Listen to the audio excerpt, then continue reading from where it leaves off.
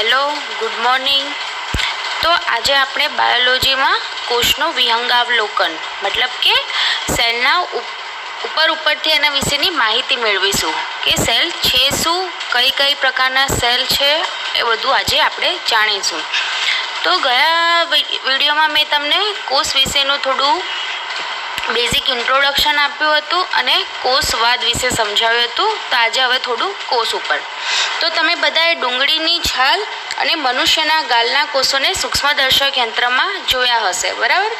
તો આ જે ડુંગળીનો કોષ છે, જે અહીંયા મેં ડ્રો કર્યો છે, જે લાક્ષણિક વનસ્પતિ કોષ છે, જેની બહારની બાજુએ કોષ દિવાલ હોય છે અને કોષ દિવાલની અંદરની તરફ કોષ રસ પટલ આવેલા હોય છે. જો લાક્ષણિક વનસ્પતિ કોષ ડુંગળીનો આપણે અહીંયા આકૃતિ દોરી છે. તો આ કોષની સૌથી બહારનું જે પડ છે એને આપણે કહીશું કોષ દિવાલ, અને એની નીચેનું આ જે અંદરનું પડ છે એને આપણે કહીશું કોષ રસ પટલ. આ છે કોષ રસ, આ છે કોષ કેન્દ્રી. જ્યારે મનુષ્યના ગાલના કોષોમાં આપણે જોયું હતું કે એમાં કોષ દિવાલ હોતી નથી, ખાલી કોષ રસ પટલ હોય છે, બરાબર? તો આટલી ખબર પડી ગઈ કે પ્રાણી કોષોની અંદર કોષ દિવાલ હોતી નથી, જ્યારે વનસ્પતિની અંદર કોષ દિવાલ હોય છે. વનસ્પતિ કોષમાં કોષ દિવાલ હોય છે, જ્યારે પ્રાણી કોષમાં કોષ દિવાલ હોતી નથી. જ્યારે કોષ રસ પટલ છે એ બંનેમાં જોવા મળે છે, બરાબર? કોષ રસ પટલ છે એ બંનેમાં જોવા મળે છે. તો હવે આપણે જોઈશું આદિ કોષ કેન્દ્રીય કોષ કોને કહેવાય અને સુકોષ કેન્દ્રીય કોષ કોને કહેવાય, બરાબર? તો જે કોષ કે જેમાં પટલ વિહીન કોષ કેન્દ્ર આવેલું હોય તેને આપણે આદિ કોષ કેન્દ્રી કોષ કહીશું. પટલ વિહીન કોષ કેન્દ્ર હોય એવા કોષને આપણે આદિ કોષ કેન્દ્રીય કોષ તરીકે ઓળખીશું. જ્યારે સુકોષ કેન્દ્રીય કોષ કોને કહેવાય? તો જે કોષમાં પટલયુક્ત કોષ કેન્દ્ર અને પટલમય સંરચનાઓ જોવા મળે છે એવા કોષને સુકોષ કેન્દ્રીય કોષ કહેવાય છે. તો આટલું કમ્પ્લીટ. આદિ કોષ કેન્દ્રીય કોષ કોને કહેવાય? તો જે કોષમાં પટલ વિહીન કોષ કેન્દ્રીય હોય એને આદિ કોષ કેન્દ્રીય કોષ કહે છે, અને જે કોષમાં પટલયુક્ત કોષ કેન્દ્ર અને પટલમય અંગિકાઓ આવેલી હોય એને કહેવાય સુકોષ કેન્દ્રીય કોષ. તો આટલી ખબર પડી ગઈ. હવે આગળ આપણે ડિટેલમાં ભણીશું, પણ અત્યારે ખાલી આટલું યાદ રાખવાનું છે કે પટલ વિહીન કોષ કેન્દ્રીય હોય કોષ કેન્દ્ર એને આદિ કોષ કેન્દ્રીય કોષ, અને પટલયુક્ત કોષ કેન્દ્ર અને પટલમય અંગિકાઓ હોય તેવા કોષને આપણે સુકોષ કેન્દ્રીય કોષ કહીશું. હવે આ જે અર્ધ તરલ દ્રવ્ય હોય છે કોષની અંદર એને આપણે કોષ રસ કહીએ છીએ, જે આગળ તમે ભણી ગયેલા છો. તો આ જે કોષ રસ છે એ કોષનું કદ રોકે છે, જે વનસ્પતિ અને પ્રાણી કોષમાં કોષીય પ્રક્રિયાઓ કરવા માટેનું મુખ્ય સ્થાન છે, બરાબર? તો કોષને જીવંત રાખવા માટેની વિવિધ રાસાયણિક પ્રક્રિયાઓ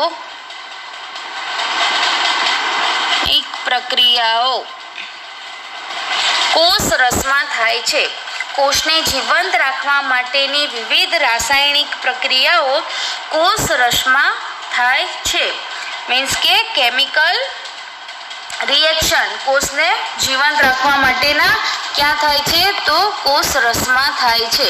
આ તમારે MCQમાં પૂછાઈ શકે છે કે કોષને જીવંત રાખવા માટેની વિવિધ રાસાયણિક પ્રક્રિયાઓ કઈ જગ્યાએ થાય છે? તો તે કોષ રસમાં થાય છે. હવે પટલમય અંગિકાઓ, આપણે હમણાં કહ્યું કે શું કોષ કેન્દ્રીય કોષની અંદર પટલમય અંગિકાઓ આવેલી હોય છે. તો આ પટલમય અંગિકાઓ કઈ કઈ છે? તો એ છે અંતઃકોષરસ ઝાડ, ગોલ્ગી કાય, લાઇસોઝોમ્સ, કણાભસૂત્ર, સૂક્ષ્મકાય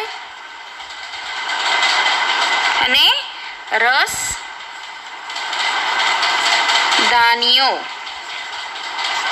બરાબર. તો આ પણ તમને પૂછાઈ શકે છે પરીક્ષામાં વન લાઈનમાં કે પટલમય અંગિકાઓ કઈ કઈ છે? તો પટલમય અંગિકાઓ અંતઃકોષરસ ઝાડ, ગોલ્ગી કાય, લાઇસોઝોમ્સ, કણાભસૂત્ર, સૂક્ષ્મકાય અને રસધાનીઓ છે. આનો આદિકોષ કેન્દ્રીય કોષમાં અભાવ હોય છે. આપણે આગળ જોયું હતું કે પટલમય અંગિકાઓ આદિકોષ કેન્દ્રીય કોષમાં હોતી નથી. બરાબર. રિબોઝોમ્સ છે. હવે રિબોઝોમ્સ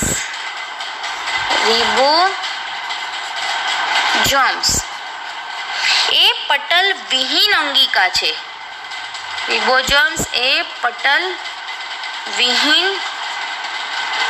અંગિકા છે જે પ્રાણી કોષ અને વનસ્પતિ કોષ બંનેમાં સુકોષ કેન્દ્રીય કોષ અને આદિકોષ કેન્દ્રીય કોષ બંનેમાં જોવા મળે છે. બરાબર. રિબોઝોમ્સ જે છે એ આદિકોષ કેન્દ્રીય કોષ અને સુકોષ કેન્દ્રીય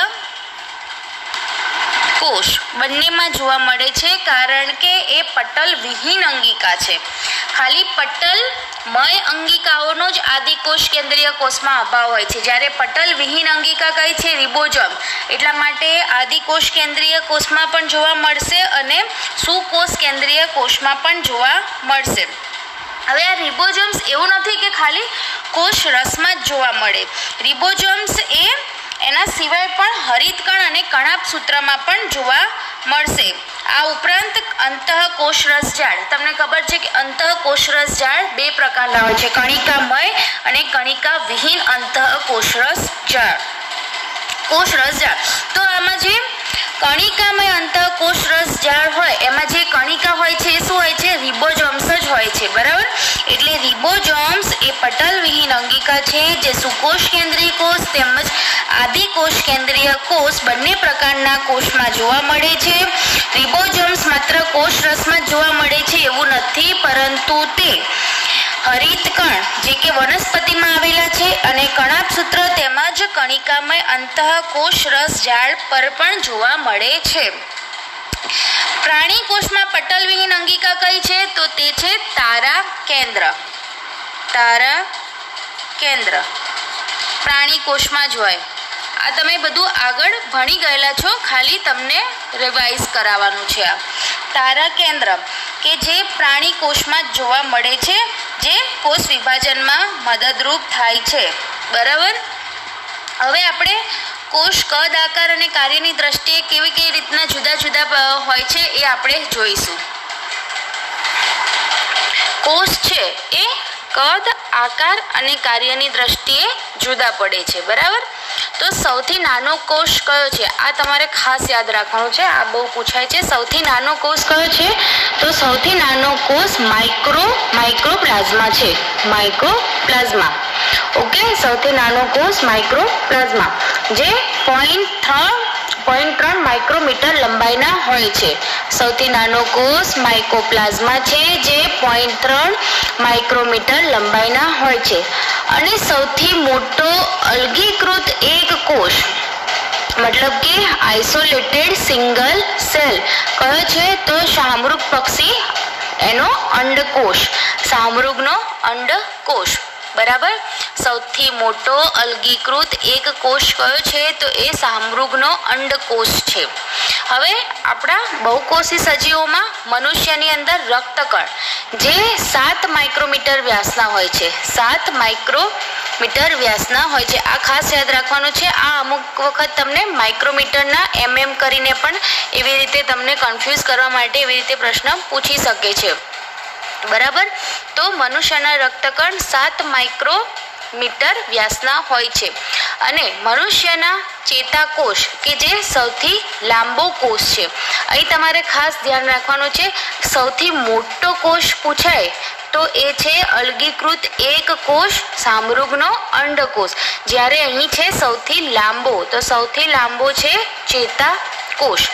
આ ઉપરાંત કોષો આકારની દ્રષ્ટિએ પણ અલગ અલગ હોય છે. જેમ કે ગોળ આકાર હોય છે, કોઈ દ્વિગોળાકાર હોય, કોઈ આવી રીતે ચેન સ્વરૂપમાં ગોળાણુમાં પણ આવા હોય, પછી કોઈ ગુચ્છ સ્વરૂપમાં હોય, પછી કોઈ આવી રીતે સ્તંભીય આકારમાં હોય. પછી આપણો જે ચેતાકોષ છે એ આવી રીતે શાખિત અને લાંબા તંતુઓમય હોય છે. એટલે કહેવા એ માગે છે અહીં આગળ કે કોષો ભિન્ન ભિન્ન હોય છે. એમાં એમના કદ અને આકાર એમની કાર્યની દ્રષ્ટિએ જુદા જુદા હોય છે. બરાબર. તો હવે આપણે આગળ જોઈશું આદિકોષ કેન્દ્રીય